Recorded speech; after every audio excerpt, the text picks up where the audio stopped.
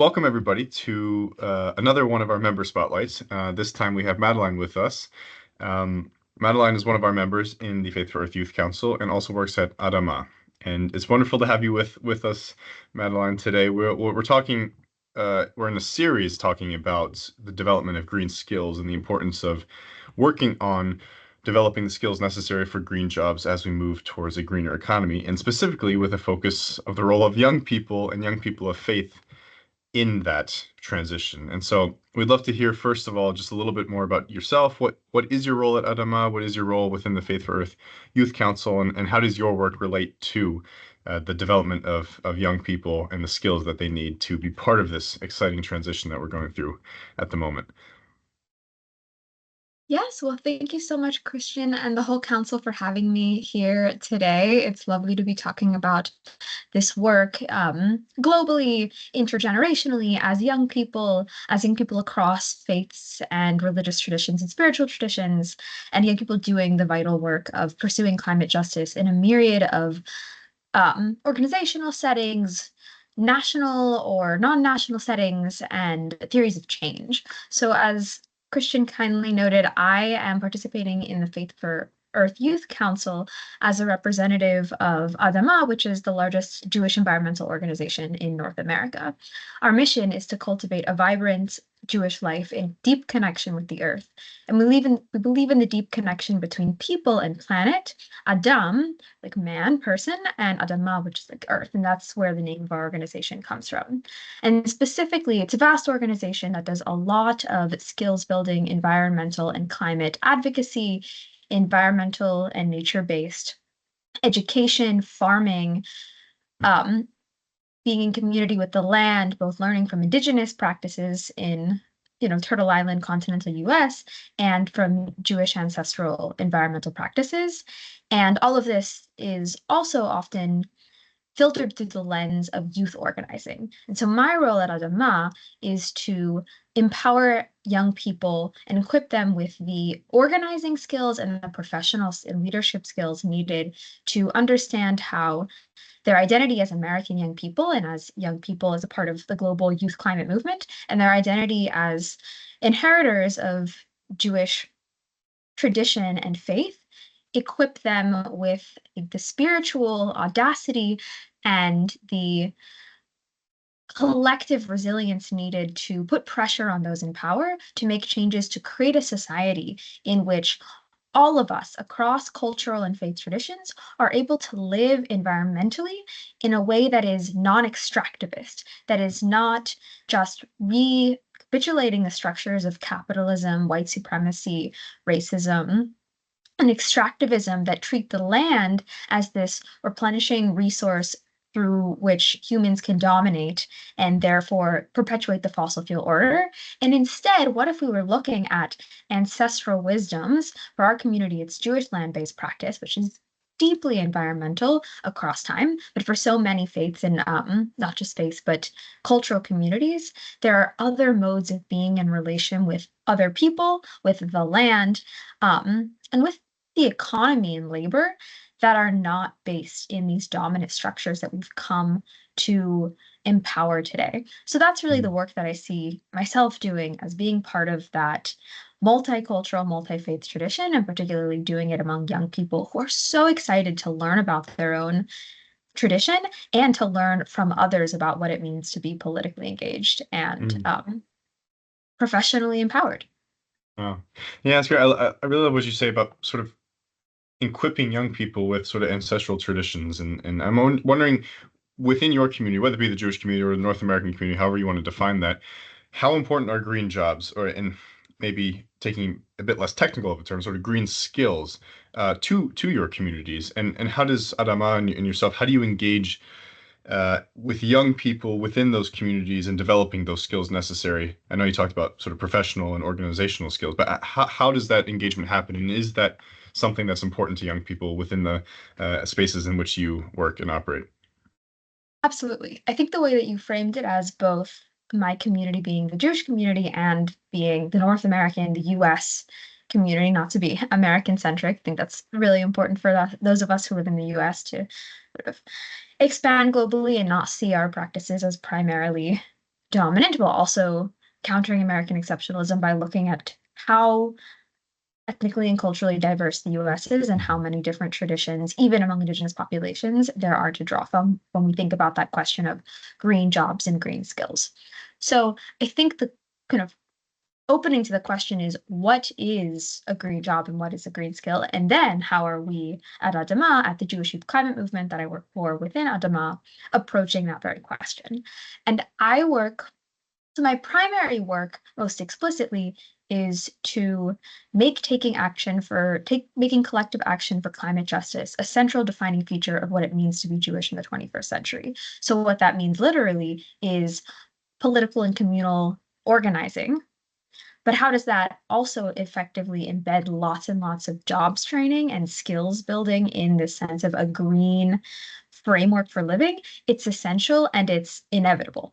So if we think about what like a green skills and green economy looks like, it means things like business practices that are based on renewable energy. That's kind of obvious. And we at Adama, one thing that we do is we've been building out a green business network for primarily for graduate students and some undergrads who are interested in that line of work to come together and to think about how policymaking and organizing can be part of their work, but also how Jewish tradition can nourish them as they pursue a different form of business than is like the dominant fossil fuel rhetoric and the rhetoric of the financial institutions that are funding fossil fuels.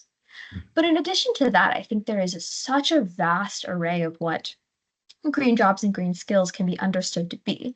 So a huge part of my job is education, training young people to understand how their political system works, understand how power works, to understand how they can lobby and how they can think about what society might look like if it were under the principles of a different form of environmentalism. So I work with young people who absolute transportation lover nerds who just spend their time devising sustainable urbanism systems, and they use what we teach them in our youth empowerment youth organizing program, and then they go and intern for their local city government, for other NGOs that do policy creation work, often under the framework of sustainable urbanism and sort of just renewable structures for urban design. And that's a really awesome way that they translate their skills here when they're discussing and researching policies and alternative ways of structuring both cities and rural parts of this country and global society. They're often researching cities internationally to implement them to the US because many cities globally are, years ahead of the US in this regard. And so they're learning through other paradigms, which is exciting. So they're And what, sorry, yeah. just to follow up on that, what particular skills and like what are the lessons that are being pulled out of those comparisons? I mean, is there any skills that you're trying to develop that will seek to emulate some, a transport system in Mhm. Europe, for example, within the American context? So I'd say that it's research skills. Hmm.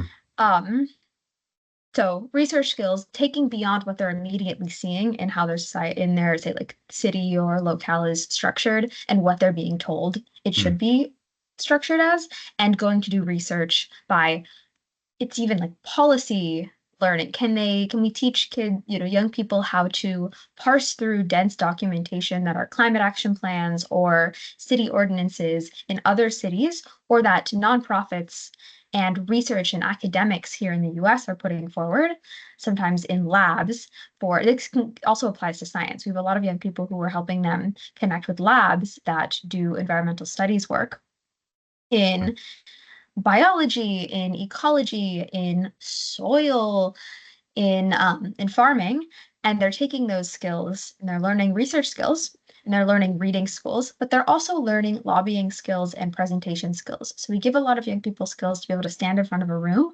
or to sit at their computer on a virtual panel, sort of similar to this interview, to be able to talk to the press and to articulate their visions. So a lot of the skills that I see in terms of the green economy are what are low carbon jobs and low carbon ways of being. Education is essential. Media, writing and storytelling, and journalism and interviewing are critical. My organization kind of like created what we think of as our Jewish climate narrative, how we talk about collectively Jewish people are engaging with the climate crisis. Um, and that ability to tell stories, what we call in the movement sphere public narrative, the ability to tell a story of oneself that then connects to a story of a broader us, a broader public, and a specific moment. That's an essential skill that is fundamentally green because it allows us to look at systems of power that have been obfuscated and to articulate them in a way that empowers the public to feel that they are protagonists in the way of the world, that they who have been disempowered actually should be prioritized in the creation of the policies and the research that I was just talking about. Mm, So the mm, skill is also how we talk about ourselves, how we tell our stories, how we engage with writing and media and art. It's about how we educate people. I have a lot of young people that I've worked with who go into the education sector, whether in organizations, whether in schools, whether in Jewish communal settings, and start teaching young people, other young people, or intergenerationally about the environmental learnings that they've been doing. mm, And then lastly, I would say a skill is actually like Jewish practice itself. So one big part of Adama is teaching everywhere from elementary school students to young people in their 20s and 30s, and then some older, sort of replicating this, farming practices that are based on agrarian notions of calendrical time, Jewishly, that are based on land rest and tilling of land, and also how you distribute the crops that are cultivated, and how one practices Jewish ritual as a means of being green, as a non-carbon focused. And some of that even includes very contemporary technical skills of here's how you install solar panels, here's how you electrify your grid, your building, etc. A big mm. project that Adama has undertaken is supporting Jewish institutions like synagogues and schools and centers and places with buildings or not, places that transport people or not, to write climate action plans to be, to have zero emissions in the next few years. Mm. And so that requires teaching actually young people how to write a climate action plan. That's a skill. And then also how to implement these technologies that aren't reliant on fossil fuels. That's great. I love the combination of like technical skills, developing that, and then communicating those. And that Mhm. communication, the importance of communication skills has become pretty apparent, and it's kind of a consistent theme across our members in terms Mhm. of a lot of people are working on education and communication. And you mentioned sort of this, not explicitly so, but sort of this moral imperative that we have to act on behalf of those who are suffering from the worst consequences of this climate crisis and triple planetary crisis, but then more broadly, sort of combating injustice. You've mentioned that a couple of times. I'm wondering how faith plays into that, and that's the transition there. Is I'm wondering how, in your experience, faith or what role faith plays in the development of these skills, and then what your experiences personally have been when it comes to developing those skills in young people of faith. Is there a different approach that these people are taking, and how do you engage religious values and faith-based values and spirituality within the discussions that are very practical about climate justice, climate equity, and then the green transition as well? It's an essential part of the work that I do and that I do with young people and at my organization, Adama, intergenerationally. And I think it requires a little bit of an elaboration of the word faith and the sort of complicated relationship I think the Jewish community has to that paradigm of religiosity. I think a lot of Jewish practice and existence exists at the intersection between what is more universally understood or within Christian paradigms of thinking that faith or religion, there's also a lot that is really just literary and textual, where those values come from. A lot that is ritualistic and epistemological. So the land-based practices I was talking about before, about holidays and circular time, that's essential in Jewishness. It's a lot that's really not so teleological and linear, but far more circular. We were repeating the same practices, the same holidays, and the same, even just reading the same texts in a circle. So that coming back to itself as breaking out of this linear narrative of progress that leads to extractivism as an ideology. So there's that textuality, there's that relationship to time, there's that sort of like tradition and ritual practice, and then there is, I think, belief and faith. The word in Jewish practice and in Hebrew is emunah, and that means effectively faith. It's a little different, but so some of it comes from teaching people about where does environmentalism come from in, say, like the Jewish oeuvre of thinking, of thought, of practice and belief, and even prayer. So, for example, a big project that I'm working on right now with a lot of young people is taking this framework from the Bible called Shemitah, which is this cycle of every 7 years you let the land rest, but more so than that, you sort of release debts, you shift ownership of land to be more public and really in ways sort of like non-capitalistic, non-exploitative. And you have a society reliant on what it has piled up over the years during a year of rest. And this is counted, and this has been counted for 2,000 years, which is really impressive. And so taking that principle and saying, look, this is an imperative and this is a life, a model of living, and trying to show the Jewish community, here's actually our vision for climate justice in a really contemporary way. Here's what transportation should look like, democracy. Here's what food systems, here's what renewable energy, um, here's what the Mhm. economy should look like using those principles, because it's both in the text, something we believe in, and it's something that we have actually, with a certain form of like land-based sovereignty, done for 2,000 years in various contexts and Mhm. kept alive despite like displacement from wherever this practice originated. And then in terms of faith itself, I think reading certain texts that have such an environmental imperative and also texts that have such a justice-oriented imperative and believing a sense of faith in the earth itself and the need to be in community with it. Just before we were gathering today, I was working on a proposal for a campaign that we might undertake, and I was basing it around a text in a Jewish set of writings called Midrash, in which they sort of create almost folktale thinking around the traditional Bible. And the line was, for if you corrupt it, there is no one to repair it for you. And lines like this, we are always incorporating into our prayer practice, our organizing, and our activism. It's texts like that, and it's also even just little rituals. Like we might do a Mhm. protest. This is a real example. And then we did a protest and we had a rabbi and a teenager co-lead a little ritual that was based on hand washing and water.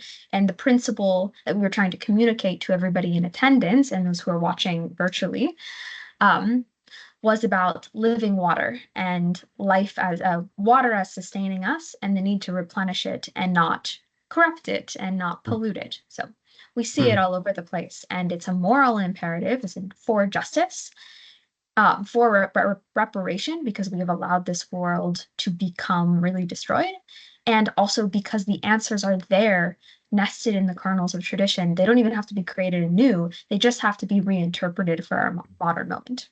Wow. And I'm wondering what concrete outcomes have you seen by engaging young people of faith in these discussions and through in this process of developing skills to that end? One thing that I think is most exciting is that when I work with these young people who span the Jewish community is very not monolithic. It's religious practice, its level of faith and observance is a term we often use of traditional Jewish ritual and law is very vast. We have a big gradient from people who identify as completely secular but believe in the tenets of the principles, we might call it Jewish values, to people whose entire lives are based around observing these laws and practices and praying constantly in every aspect of what they do. And we engage young people who grew up across this spectrum and families across the spectrum and are exploring between the spectrum, maybe being more or less observant or religious. And what we've seen is that the institutions and the like faith-based communities from which our diverse youth come from are really impressed by the organizing and the faith-based principles put forward by their youth, that they have started to come along. So I mentioned earlier that Adama runs something called They run a coalition of, it's called the Jewish Climate Leadership Coalition, and they run a coalition to support many groups to decarbonize their practices and also to engage in actions and advocacy and green education. And we are seeing traction in this work, in this climate work, from groups that are, very progressive, not in terms of their practice, not super observant, all the way to what was the hardest to crack, which were really orthodox groups that sometimes didn't, saw more of a disconnect between climate action and faith and practice and ritual.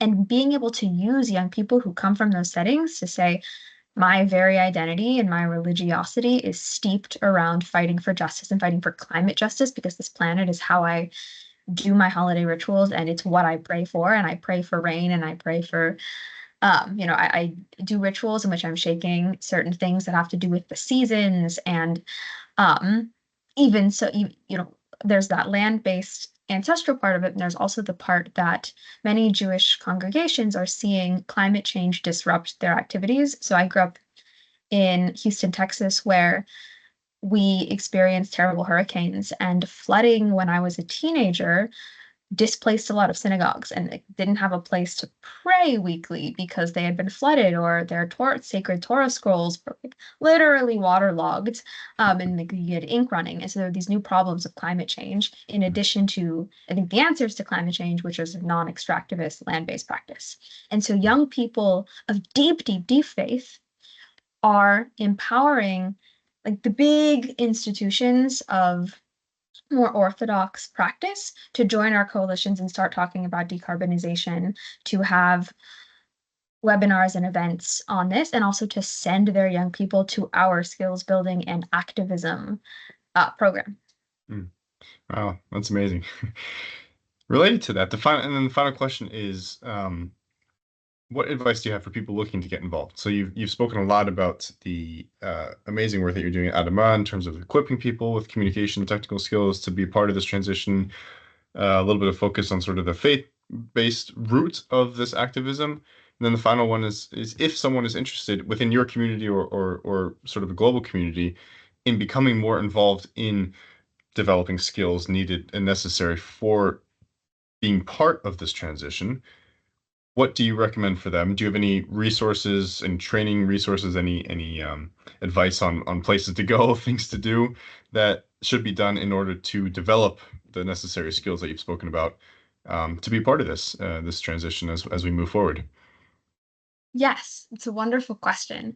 And I think we need to think about um, almost a mosaic of structures of community formation, identity, and even like political sovereignty and autonomy and self-determination across globally and also in the US, in which young people are looking for these skills building programs, looking for organizing and political literacy and education, and looking literally for jobs and learning opportunities, both in their identity-based, their cultural and faith-based communities, in like institutions. The Jewish community is set up along with like a lot of institutions. I think many faith communities have similarly with congregations, etc. But we also live within nations, we live within international structures, the UN, and we live within local settings. So one of the original skill green skills building programs that I saw for young people in my own history of activism was in the city of Houston in the US. When I was near the end of high school, a bunch of youth activists worked with our city government to implement a paid program where the city every summer would pay young people to and place them in climate related infrastructure development, building, like construction, policy making, and broader nonprofit jobs that were all environmental and green. And so they were learning skills, they were learning government, they were connected to us as organizers outside of the city. So they were also like we were training them in political theory and organizing. They were getting to really work on the implementation of the thing as well as learning, and they were getting paid, which is really important for young people to get paid for their labor and for their learning. So programs like that have been cropping up across many different governments, which I think it's useful to look at various government programs that are becoming more progressive in teaching young people. So wherever you are, look and see if there are those opportunities. And then second, nonprofit organizations, and in addition to NGOs, like, and I'd say like the Faith for Youth Council and UNEP, youth programming within UNEP is interesting because it kind of straddles both. It is governmental, but also in ways it's not literally the governance because it's young people who are lay leaders doing this as a volunteer position and sort of can operate outside of those traditional government structures. But so things like that and NGOs, as well as your congregation, if you are in a faith community, your community, or if you're in a cultural community, the society of elders and community leaders, maybe literally where you live, who can share knowledge and pass it on ancestrally, because that wisdom can be both formalized in nonprofit work and in educational settings. So go look at your school. What are they teaching you? Where are the gaps? You could pull in, there's so many curricula online that young people can advocate to implement at their Mhm. schools. But then also informally, just what's the wisdom that elders in your community have to share with you and you to them? Mm-hmm. Well, I think that's a great note to conclude on. Thank you so much, Madeline. It's been really wonderful speaking to you and really wonderful to hear about your work. And as I've said in each of these videos, we'll share further information and resources in the video description so people who are interested in learning more and in becoming involved in these efforts can do so. So thanks so much, Madeline. Take care. Thank you so much for having me.